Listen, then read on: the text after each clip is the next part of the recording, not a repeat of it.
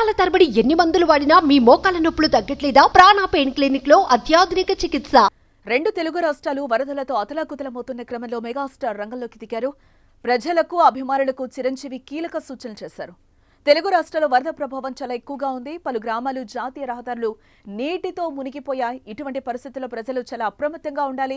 మీ కుటుంబ సభ్యుడిగా నా మనవి ఒక్కటే, అత్యవసరమైతే తప్ప ఎవరు ఇంటి నుంచి బయటకు రావద్దు. వైరల్ ఫీవర్స్ వంటివి వచ్చే ప్రమాదం ఉండటం వల్ల అందరూ అప్రమత్తంగా ఉండాలి. ఇటువంటి విపత్తులు వచ్చినప్పుడు ప్రజలకు, బాధితులకు మా అభిమానులు ఎల్లప్పుడూ కూడా అండగా ఉంటూ వస్తున్నారు.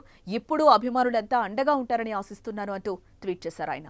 భారీ వర్షాలపై డిప్యూటీ సీఎం పవన్ కళ్యాణ్ కూడా స్పందించారు. ప్రజలు అప్రమత్తంగా ఉండాలని సూచించారు.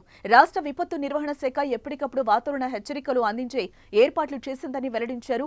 అధికారులు లోతట్టు ప్రాంతాల ప్రజలు సురక్షిత ప్రాంతాలకు తరలించే ఏర్పాట్లు చేస్తున్నారని, వరద ప్రభావిత ప్రాంతాల్లో చేపడుతున్న సహాయక చర్యల్లో జనసేన, టీడీపీ, బీజేపీ శ్రేణులు అధికారులకు సాయంగా ఉండాలని పవన్ కళ్యాణ్ పిలుపునిచ్చారు. ప్రజలకు ఆహారం, రక్షిత తాగునీరు, వైద్య సహాయం అందించడంలో తోడ్పాటునివ్వాలని సూచించారు. విజయవాడలో కొండచర్యలు విరిగిపడిన ఘటనపైన పవన్ కళ్యాణ్ స్పందించారు. కొండచర్యలు విరిగిపడి 4 మృతి చెందారని తెలిసి విచారానికి లోనయ్యారని పేర్కొన్నారు. ఈ ఘటన దురదృష్టకరమని, మృతి చెందిన వారి కుటుంబాలను కూటమి ప్రభుత్వం ఆదుకుంటుందని స్పష్టం చేశారు. బాధిత కుటుంబాలకు ప్రగాఢ సానుభూతి తెలుపుకుంటున్నారని పవన్ వెల్లడించారు. గాయపడిన వారికి ప్రభుత్వం మెరుగైన వైద్య సేవలు అందిస్తుందని పవన్ తెలిపారు.